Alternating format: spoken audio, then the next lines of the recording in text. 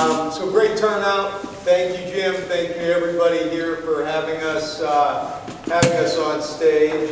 It's an honor to be here. It's an honor for me to get to talk with my friend Anthony Scaramucci.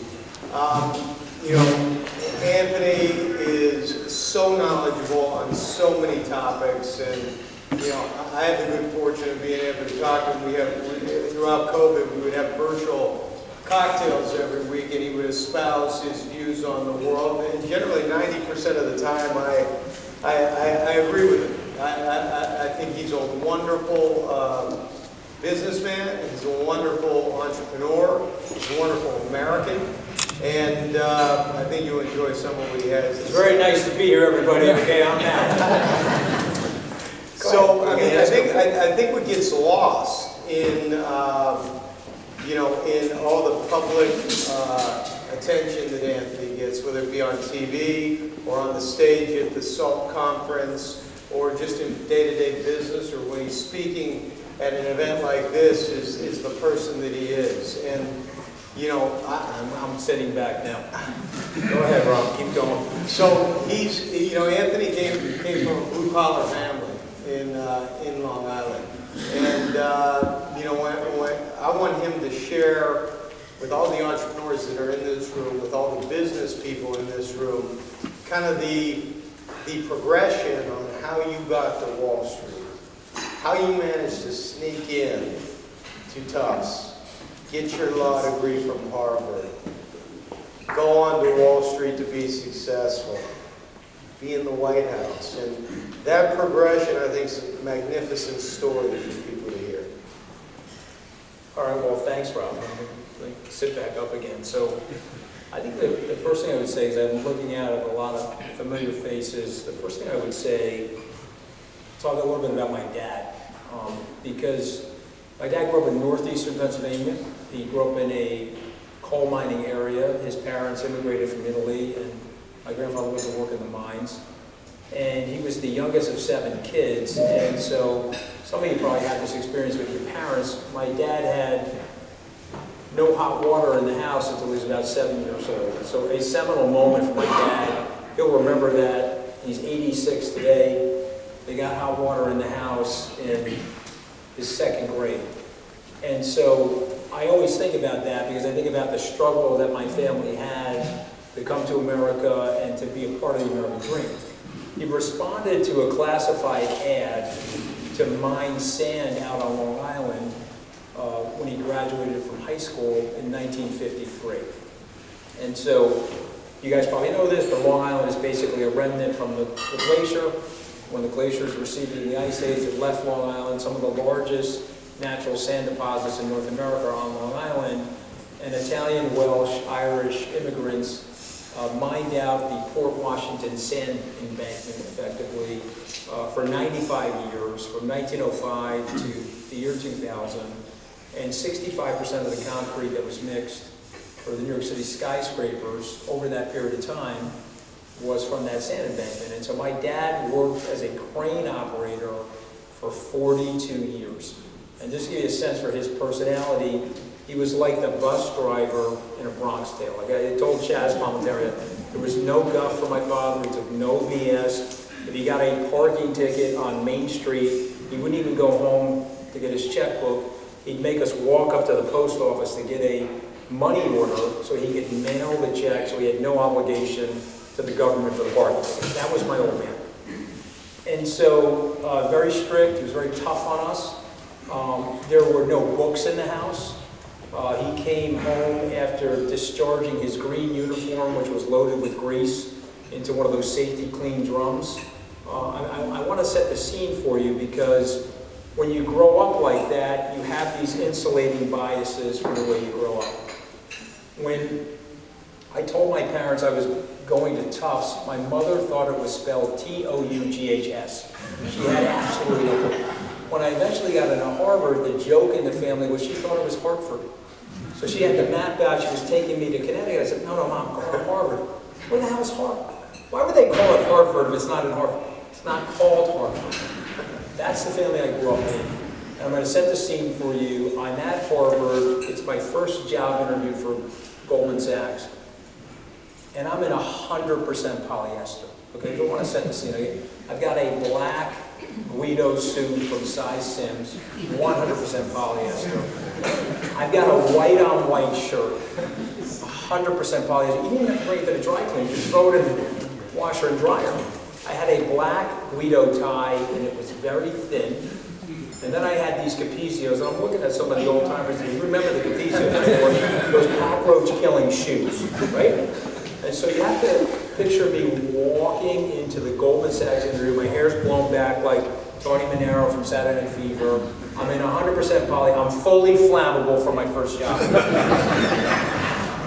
And the guy, I'm talking about the TED spread, the euro dollar options, petrodollar. The guy stops the interview. He said, "Can I see you for a second?" There was a woman in the interview as well. He takes me outside and said, "Listen," and he goes, "You're a smart kid. You are the worst dressed person that we've ever met in the world." And I gotta say, I went bright red. I remember calling my mother. Of course, you know, I had an Italian mother. It was like having a Jewish mother. "He's crazy. You don't know what he's talking about. You look fantastic." But I really do look fantastic. I looked like a caricature of an undertaker that was 23 years old. And he told me that I had to buy a Brooks Brothers suit to go to the callback interview. Otherwise, he wasn't going to invite me back. So why am I telling you that story? To go from a blue-collar family to Tufts, Harvard Law School, into Goldman, there's a very big self-conscious rite of passage. There's a whole vernacular change. There's a whole confirmation bias change. And I'm going to fast forward and let Rob ask another question. So now I'm going to take you to the 2016 presidential election. I was with Jeb Bush, Chris Christie. They both came out of the race. And I went over to Donald Trump with the war from him. And I flew to Albuquerque, New Mexico on Mr. Trump's plane. We'll call him Mr. Trump now because he's not president yet. And we're in New Mexico. And there's 9,000 people waiting for Mr. Trump. And I'm like, okay, we couldn't get 9 people to a Jeb Bush meeting. We got 9,000 people here. What is this about? And I walked into the crowd. And then it dawned on me right then and there that Mr. Trump, he was talking to my dad. Just happened to be my dad 35 years later. And what's happened in our country, whether we like it or not, is we went from this aspirational working class family, which was my family, and perhaps some of your families, to desperational working class families. And I remember sitting there with a gentleman in New Mexico, and he said to me, "Anthony, you think you're in New Mexico, but New Mexico, okay, that would be Mexico." And that's where my job went. It went to Mexico, and we lost 65,000 factories since the signing of NAFTA. And why am I bringing this up? And I'm going to close it in a second. I started out with blue-collar confirmed biases that got cracked by Goldman Sachs. Then I went into the salons of the wealthy and started hanging out with rich people and going to Davos, Switzerland, and getting named to magazines and so forth. And guess what happens to you, ladies and gentlemen? You get the confirmed biases of the people that you hang out with. And I lost touch with my roots. I lost touch with the struggle that was going on the ground for blue-collar and middle-class people. And I bring this up because it's an interesting part of where we are in our society right now. Some of us are doing very well. There's a very large group of us that can't catch up in the current economic environment. Too long-winded, Rob, but I mean, that's perfect. That's perfect. I think everybody in this room, whether you're an investor, a business owner, we're all consumers, kind of feels what's happening from a macro standpoint right now. And I'm not talking about politics, I'm talking about inflation. And when you look at CPI year over year, it's up 6-point-some%, 30-year highs in these numbers. You have a Federal Reserve that, is starting to pivot their language a little bit, but, initially said it's transitory, and now they say it's expected to be transitory. I think those words were picked very carefully to allow them the latitude to maybe pivot. I'm curious as to your views on inflation, persistent, transitory, but the right ways to attack it. Because you're an economics guy too.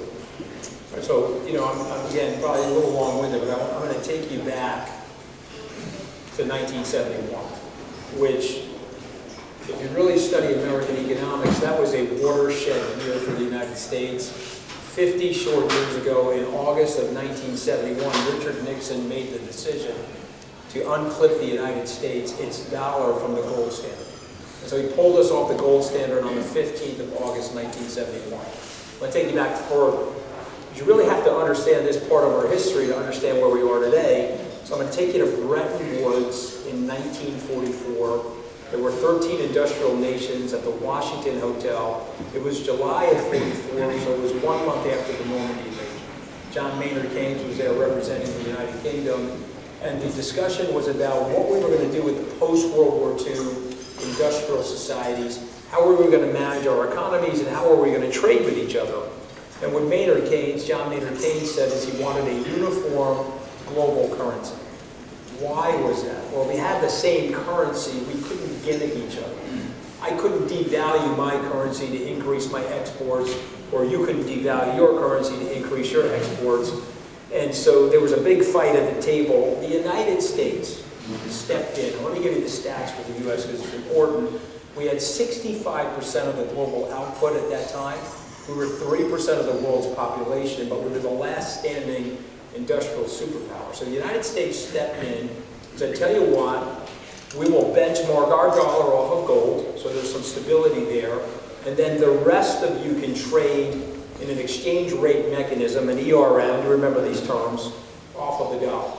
And that worked for 27 years, and trade was prosperous, and there was no gimmickry, there was no gaming of the system. But we spent